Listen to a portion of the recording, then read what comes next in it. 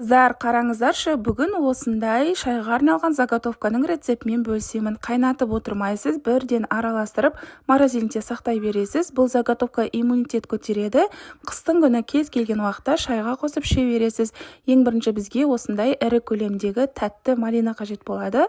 Және де малинаны салқын сумен бір жуып аламын. Негізі жумайды деп жатады, бірақ та ішінде шаң тозаңы болады, сондықтан бір қайтара жуу қажет.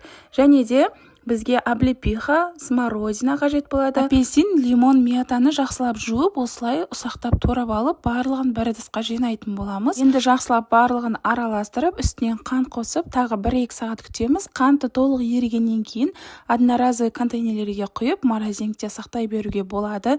Міндетті түрде жасап көріңіздер. Онымен қоса менің парақшамда жандудан, селериден жасалатын приправалардың, қыс мезгіліне арналған түрлі заготовкалардың рецепті бар. Парақшам пайдалы, тіркеліп жақыныңызбен бөлісіп қойыңыз.